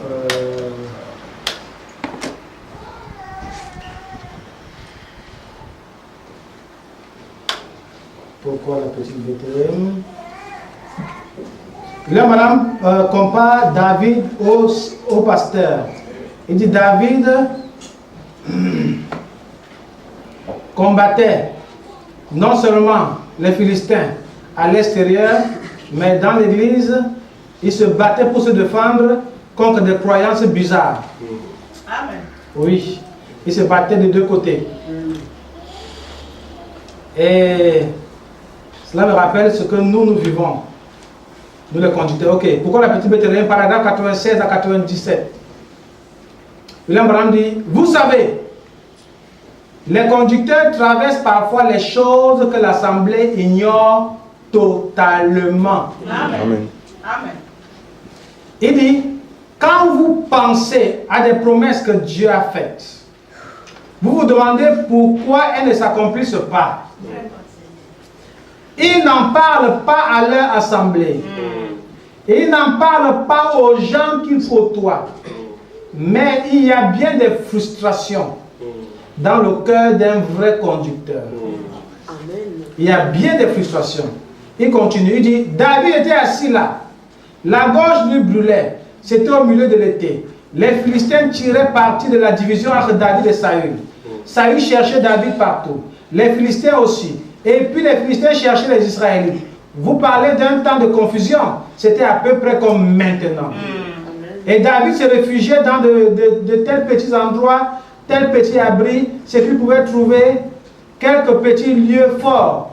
Puis il est monté sur la montagne en plein cœur de l'été, sous une chaleur suffocante, sa gorge toute desséchée, et son cœur rempli de frustration et de crainte. Il se demandait, oh Dieu, comment est-ce possible? Tu as versé cette huile sur moi pour que je puisse être roi, non pas parce que j'avais décidé ainsi, mais parce que toi, tu m'avais choisi. Pourquoi m'as-tu appelé alors que j'étais là-bas en train de garder les brebis, me disant que tu me donneras ceci pour servir ton peuple? Et voici que tu m'as conduit au beau milieu de la bagarre. De telles pensées traversaient son cœur. Il s'est assis sur la colline. Et du haut de la colline, il a regardé les Philistins. Les Philistins étaient ancrés et avaient placé une garnison à Bethléem, le lieu même de sa demeure. Sa petite ville était donc tombée aux mains de l'ennemi. Et avec elle, la maison de son père, la maison d'Ésaïe, était en esclavage sous la coupe des Philistins. Sa propre nation et sa propre église étaient contre lui. Amen. Amen. Amen. Murmure dans la barque. Amen. Alléluia. Amen. Sa propre nation et sa propre église étaient contre lui. D'une part, il combattait l'ennemi des Philistins. De l'autre, il combattait les gens de l'église. Non pas qu'il le voulut, mais il y était forcé. Amen. Amen. Très souvent, sur le paragraphe 100, il y a du paragraphe 87 au paragraphe 100. Voilà. Très souvent, nous sommes forcés de faire certaines choses. Et là, madame dit nous, dont lui-même, madame est dedans. Oui. Très souvent, nous sommes forcés en tant que pasteurs de faire certaines choses et de dire des choses que nous ne voulons pas dire. Un vrai conducteur spirituel est contraint de le faire. Amen. Et il doit prendre position et montrer ses couleurs. Puis là, madame dit, Amen. je prendrai le chemin avec le petit nombre de méprisés qui servent le Seigneur. Comme l'a dit le compositeur. Amen. Amen. Amen. Amen. Donc, si vous voyez, il y a bien des frustrations dans le cœur. Il y a bien. Jésus avait des choses qu'il voulait dire à ses disciples. Vous savez cela? Il laisse demander à qui il peut se confier. Il regardait son église comme ça. Il savait que le scandale finit. Il voulait bien parler parce que ça fait souvent du bien de parler, de s'ouvrir, ne serait-ce qu'à quelqu'un qui peut vous comprendre. Mais vous demandez à qui, frère? Si Jésus disait à Pierre, Pierre, c'est Judas qui va me livrer. Vous savez ce qui se passerait? Oui. Vous savez, parce que Pierre n'était même pas, ne savait pas. Mais quand les soldats sont venus, Pierre a sorti l'épée, frère. Non, vous ne comprenez pas. Pierre ne voulait pas tuer le soldat romain directement. Parce qu'il aurait mis son couteau au cœur. Oui. Ce serait fini. Il a voulu le découper petit à petit. Non, attends. C'est notre Seigneur qui nous multiplie les pains et les poissons, qui nous guérit les paralytiques, qui nous fait les aveugles voir, qui ressuscite les morts comme Lazare. Et toi, soldat romain, tu veux l'attraper, tu mérites la peine capitale. Il sort l'épée. Il dit, te mettre ça au cœur serait très facile. Je vais te couper petit. Puis il a commencé par l'oreille. Jésus a dit, attends, ça c'est pas un homme à qui on peut confier ses frustrations. Parce que c'est une catégorie très compliquée. Jésus a dit, monsieur, attendez. Il a pris l'oreille, il l'a remis en place, il dit, Pierre, attends. Il y a bien des frustrations. Jésus dit, j'ai encore beaucoup de choses à vous dire. Mais il faut d'abord que le Saint-Esprit descende. Amen. Parce que s'il ne descend pas, vous ne comprenez rien du tout. Amen. Amen. Vous êtes charnel là maintenant. Amen. Mais il y avait dans l'église un jeune frère qui s'appelait Jean. Oui. Ça a tellement bondi dans le cœur de Jésus. Jésus a vu dans ce jeune frère-là la capacité à gérer des situations. Amen. Il dit, bon Jean, c'est lui qui mettra avec moi la main dans le plat. Amen. C'est lui qui me livrera. Amen. Mais garde ça pour toi. Disciple Jésus tend la main dans le plat. Un disciple se précipite aussi au même moment que lui. Jean a compris. Ah là, il faut être spirituel. Là. Pour comprendre qu'il est avantageux pour nous que Jésus s'en aille. Amen. C'est très spirituel. Amen. Parce que s'il ne s'en va pas, le Saint-Esprit ne viendra pas. Et si le Saint-Esprit ne vient pas, nous ne sommes pas sauvés. Mais là, il faut être très fort. Tu le dis à Thomas, c'est un scandale. Tu le dis à Philippe, il va dire, mon nom le Père, cela ne suffit. C'est vrai. Tu le dis à Thomas, il va dire, je ne crois pas, il faut que je vois de mes yeux. Mais attends, Jésus va se confier à qui? Il y a bien des frustrations dans un homme de Dieu. Il y a beaucoup dont il ne parle pas. Pourtant, ces frustrations sont des choses vraies. Dieu a promis que ça doit être.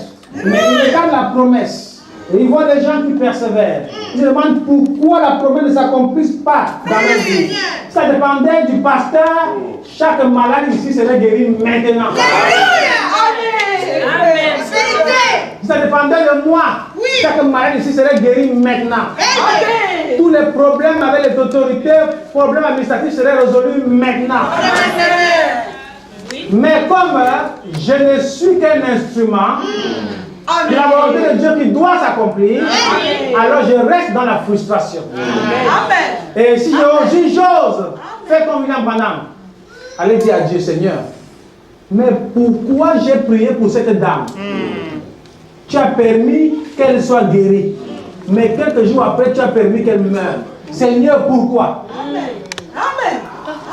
On ne me dit pas pourquoi. Dieu. Non! Dieu a laissé William Branham 8 mois sans vision. Vous savez ce que signifie un prophète sans vision? C'est comme une voiture sans carburant. Pendant 8 mois garé au garage, on va commencer à se gripper, à se rouiller. Les pannes vont surgir. William Branham est retourné vers Dieu rapidement. Seigneur, pardonne-moi. Je n'ai pas le droit de te demander des comptes. Tu es Dieu. Tu es souverain. William Branham est sorti de là et a appris quelque chose. Amen. Amen. Est-ce que vous savez cela? Amen. Je ne touche pas mon message parce que mercredi on est là. C'est ça, pasteur. Donc je vais m'arrêter sur ce témoignage juste pour vous dire des choses. Dieu a dit dans sa parole, demandez et vous recevrez. Vous êtes d'accord? Amen. C'est pourquoi on peut venir demander quand on est malade. On peut avoir des difficultés, on vient. Parce que c'est l'écriture. Seigneur, tu as dit, demandez et vous recevrez. Mais William Branham dans le message, un procès. Il dit, Dieu n'a jamais dit que si vous demandez lundi, vous recevrez mardi. William Branham dit, Dieu a dit, demandez et vous recevrez. Si mes paroles demeurent en vous et vous demandez à moi, demandez ce que vous voulez. Amen. Il y avait une chrétienne à l'époque qui avait entendu ça. Elle s'appelait la mère des fils de Zébédée. Elle est venue vers Jésus. Jésus, oui. Tu as dit demander et on recevra, non? Jésus dit oui. Il dit, Seigneur, je veux que, quand tu seras au ciel, avec mes 2 fils qui sont ici, un soit assis à ta droite, l'autre soit assis à ta gauche. Jésus dit, Madame, la coupe que je vais boire là, tu ne peux la boire. Ni tes fils ne peuvent le boire. En ce qui concerne celui qui sera assis à ma gauche et à ma droite, là dépend de l'autorité du Père et du Père seul. Amen. Donc, il y a des choses qu'on doit demander à Dieu. Amen. Et des choses que lorsque vous demandez, vous devez vous poser la question, est-ce que vous pouvez boire la coupe qui va avec? Parce qu'à chaque demande correspond un sacrifice. Je vous prends seulement la parole terre à terre. Voici Anne, une femme au temps d'Élie. Elle prie pas d'enfant. Seigneur, ma rival me mortifie. Elle a les enfants, moi je suis stérile, je n'ai pas d'enfant. Seigneur.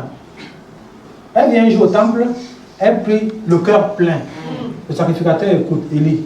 Il dit, attends, toi tu es ivre ou quoi? Ça c'est une prière normale ou c'est une prière et non, ta servante n'est pas ivre. Amen. Mais c'est que je suis fatigué de cette histoire d'enfant. Amen. Amen. Sur place, la révélation tombe. Et lui dit, dans ce cas j'ai compris, continue à prier. J'ai compris, je vais te soutenir en prière. Amen. Amen. Et lui ici c'est le pasteur. Oui. Quand le pasteur dit, j'ai compris, je vais te soutenir, vous voyez, ça change la chose. Oui. Elle continue à prier et maintenant Dieu intervient. Parce que Dieu lui dit, l'Esprit lui dit les paroles qu'elle doit utiliser dans sa prière. Amen. Pour recevoir la bénédiction. Avant, elle priait seule. Amen. Pendant des années, elle priait seule. Oui. Elle n'avait pas mélangé le pasteur à sa prière. Et quand elle a fait, l'Esprit est descendu. Amen. Elle lui a soufflé quelque chose. Fais des promesses à Dieu. Dis, Seigneur, si tu me donnes cet enfant, je le consacre. Je le remets. À l'instant, il a compris. Il a dit, Seigneur, si tu me donnes cet enfant, je te promets de le mettre à ton service, je te le donnerai. Oh, le ciel a été ébranlé. Parce que dans toutes vos demandes, Dieu doit pouvoir trouver son compte. Tu veux être guéri, c'est très bien. Qu'est-ce que Dieu gagne dans ta guérison? Amen. Tu peux utiliser ton corps guéri pour aller fumer la drogue? Non. Tu penses que Dieu est guéri? Tu peux utiliser la santé pour quoi faire? Il y a des gens qui se meurent à Liège, ne connaissant pas la parole de Dieu. Ils ont besoin d'être évangélisés. Tu veux la santé pourquoi? Dis quelque chose à Dieu. Amen. Si ta situation n'évolue pas, prends des engagements vis-à-vis de Dieu. Fais des promesses.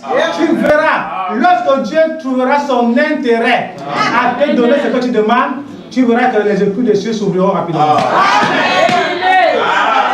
Amen.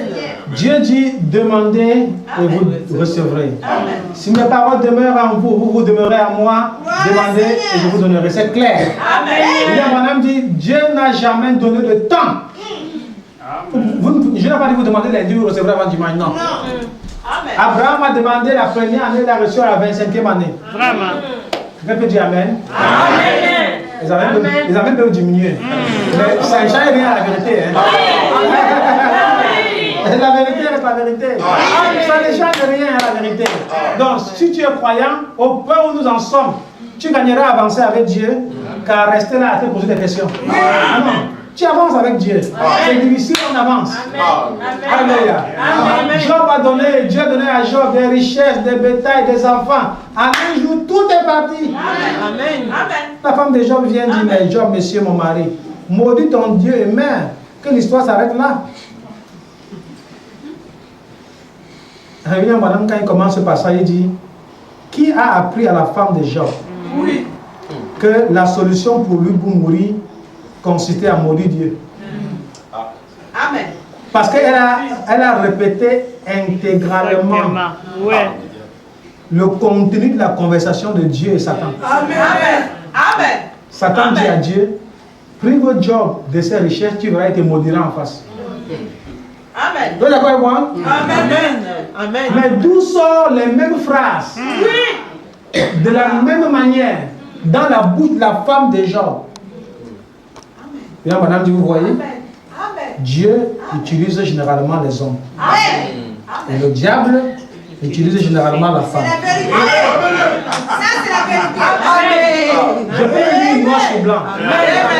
Oui, là, madame dit que Dieu a choisi le corps de l'homme. Et le diable a choisi le corps de la femme. Le diable utilise mieux la face, les lèvres de la femme. Il y a des choses qu'un homme ne dira pas. Oui. Non, il y a des choses qu'un homme ne dira pas. Frère, non. Et il faut être clair. Va dire à Adam, maudit Dieu et meurt. Adam va dire, Satan, arrête de moi. Parce que je te connais, je connais tes ruses. Mais la femme, elle peut être debout pendant 99 ans. Mais une minute de faiblesse, elle bascule de l'autre côté. Et elle commet le pire possible.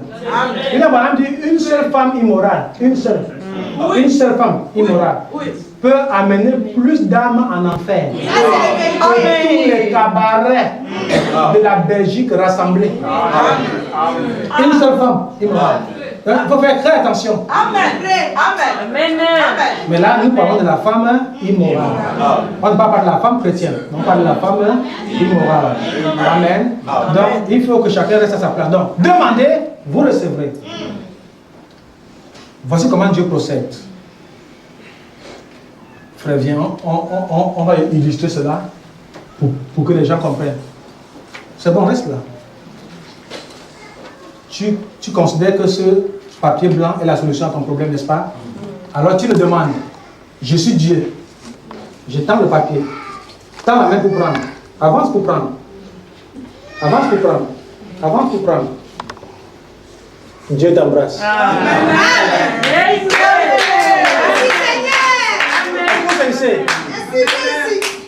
Dieu te dit, demande ce que tu veux. Parce que si tu n'as pas d'intérêt à venir ici, tu ne viendras pas. Il faut que tu sois malade pour avoir besoin de venir. Alors donc, tu demandes, voici la guérison. Et puis Dieu se mélange à toi. Il te guérit. Et maintenant, comme toi et lui, vous êtes un, tu peux donc recevoir la chose. C'est pour toi, merci frère. C'est pourquoi Dieu dit, demandez et vous recevrez. Il y a des gens qui se lèveront le mercredi, ne viendront pas. Ils seront empesés. C'est un mercredi de fin du mois. C'est le moment d'aller payer sa dîme. Ils ne viendront pas. Ils trouveront des prétextes pour porter leur corps, déposer sur le lit. Ils vont prendre prétexte, il fait très froid, donc je vais mettre le chauffage, je vais tendre un peu mes pieds. Dieu te jette un problème dans ta vie. C'est vrai. C'est vrai. Du coup, le problème là, il fera, ah, mais attends, si je reste endormi là, mon mal qui me dérange depuis là, je vais faire comment? Il faut que j'aille à l'église pour qu'on prie pour moi. Ah, d'accord. Dieu dit là, demandez. Et en demandant aussi, Dieu est avec toi. Alléluia. Amen. C'est comme ça que Dieu fonctionne. Amen. Dieu ne te donne pas pour te perdre. Dieu te fait avancer avec lui. Amen. Dans ce que tu veux. Amen. Et il veut que tu reçoives ce que tu demandes lorsque tu seras apte à apprécier ce qu'il t'a donné. Amen. Parce que frère, j'ai un enfant à la maison de 3 ans, ma dernière fille a 3 ans. Je me rappelle souvent, je la vois souvent à la cuisine avec sa maman en train de discuter. Sa maman ne lui donne pas ce qu'elle veut. Elle court dans la chambre. Papa, papa, oui, qu'est-ce qu'il y a? Maman ne m'a pas donné. T'as pas donné quoi? Le couteau. Je lui regarde, je dis, attends, est-ce que tu peux gérer le couteau, toi? Je sais qu'elle ne comprend pas. Mais je lui dis, est-ce que tu peux gérer le couteau? Elle peut dire, je peux. Mais je sais, sa maman, qu'elle ne peut pas gérer le couteau. Donc on lui garde dans sa demande jusqu'à ce qu'elle atteigne la maturité pour gérer le couteau. Amen. Ce que tu demandes, frère, je crois de tout mon cœur que Dieu peut rendre chacun de vous milliardaire. Amen. Mais je crois aussi que si vous rendez milliardaire, sans vous rendre apte à gérer la bénédiction, je reviendrai l'année prochaine, vous aurez la plupart rétrogradés. C'est la vérité. Vous comprenez cela? Le bon samaritain, il est bon. Il veut donner à tout le monde. Mais il veut que vous puissiez être apte à régner. Je vais lire une seule citation. Je n'ai pas touché mon texte ce matin. Je parlerai de mon texte mercredi. Je vous conseille d'inviter les gens et des personnes qui viennent écouter la voix de Dieu. Je lis une seule citation ici dans le message, dans l'exposé des âges.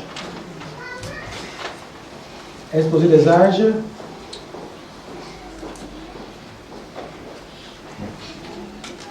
William Branham dit que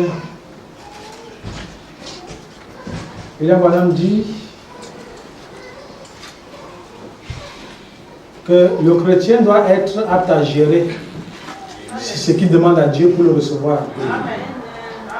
Le chrétien doit être un homme de caractère. Parce que le caractère n'est pas une victoire. Le caractère n'est pas un don. Ce n'est pas un don. Mais Dieu dit que le caractère c'est une victoire. Donc c'est en forgeant qu'on a le caractère. Amen. C'est au bout de beaucoup d'épreuves Oui. qu'on a le caractère. Oui. Le caractère, Oui. c'est la capacité d'un chrétien Oui. à dire non à une proposition de Satan. Amen. Et à dire je Amen. prendrai Oui. le côté des méprisés du Seigneur. C'est la capacité à être réactif. La capacité à ne pas voir les intérêts, les intérêts de Dieu dans une chose et dire non. Et la capacité à voir les intérêts de Dieu dans une chose et avancer avec.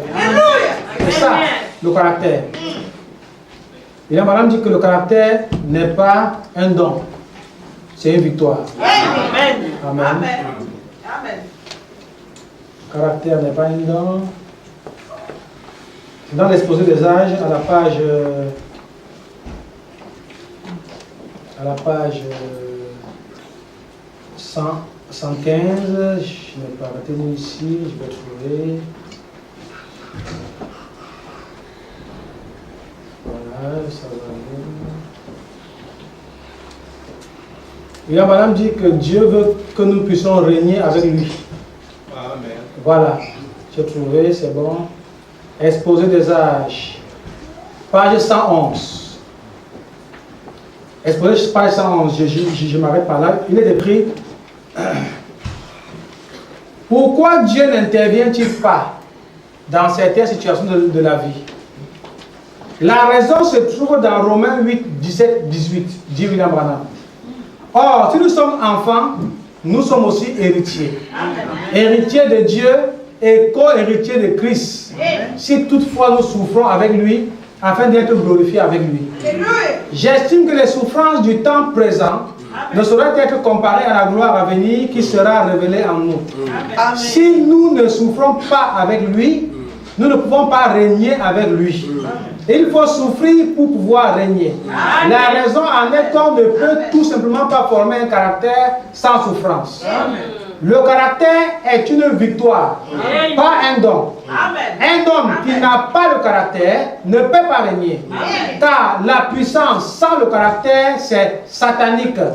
Mais la puissance avec le caractère est apte à régner. Amen. Alléluia. Amen. Que le Seigneur nous bénisse. Amen.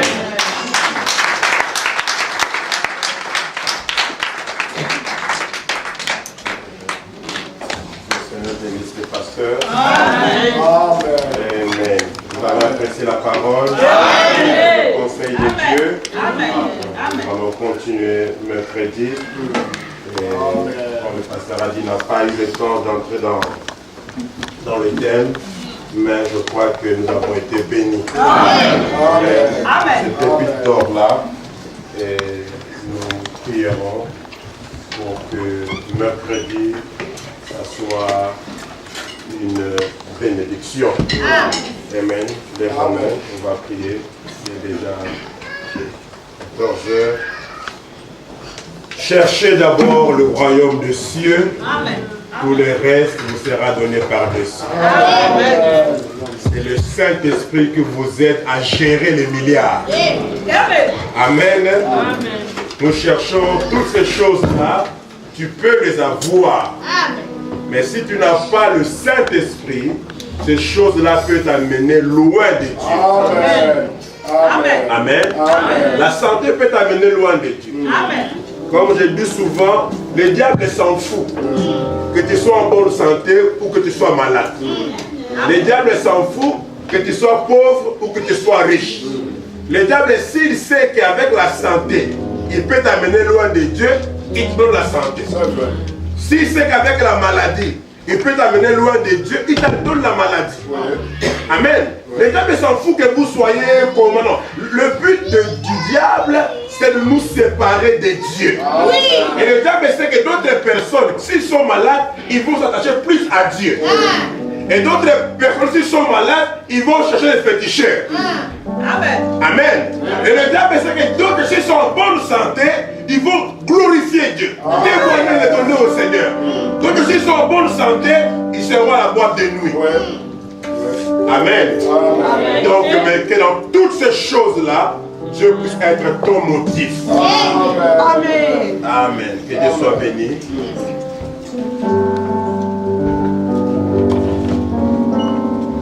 On va prendre les petits pas merveilleux, les petits pas merveilleux. Maître invisible aux humains, mais présent pour tout le ciel.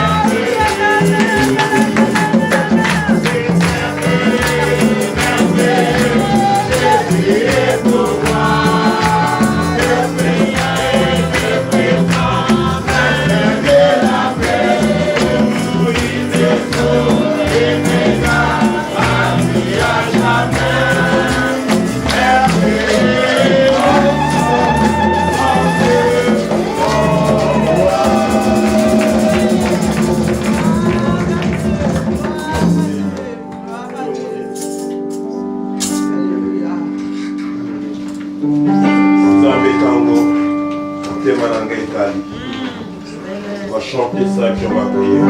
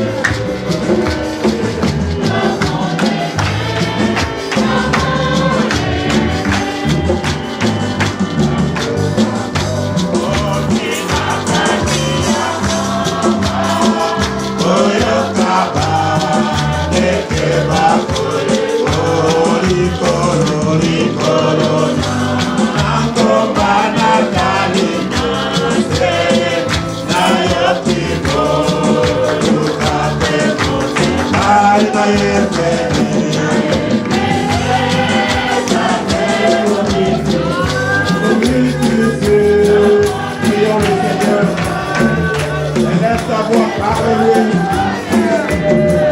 Et les appels, prions le Seigneur,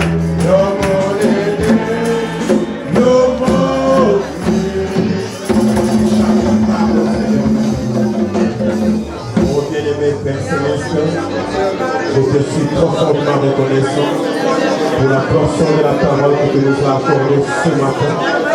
Nous avoir révélé l'importance de la Bible, Seigneur. Nous avoir montré combien tu tiens ferme tes promesses. Nous avoir montré que quand nous te prions, nous devons te faire du promesse, Seigneur. Nous avoir montré, Père Céleste, mon Dieu, quelquefois tu attends que nous puissions arriver à un certain niveau spirituel, afin que tu puisses nous accorder ce que nous te demandons, car tu sais, Seigneur Dieu, que c'est alors que nous pourrons gérer au Dieu ce que nous te demandons, Seigneur. Bien-aimé Seigneur, merci pour la guérison, merci pour le droit que tu as donné à tes enfants. Merci Seigneur Jésus pour la solution que tu as donnée au problème. Merci Père Seigneur pour cette preuve que mon frère a fait avec Père le tribunal, Père, au sujet de cette somme d'argent, Père, qui devait payer Seigneur. Mais toi tu es établi par le Père. Tu as écouté les prières de supplication, Seigneur, et tu as été favorable, Père, et tu lui as donné gain de cause, Seigneur. Cela a été une grande preuve, Père, de moments de tension, Seigneur, et tu as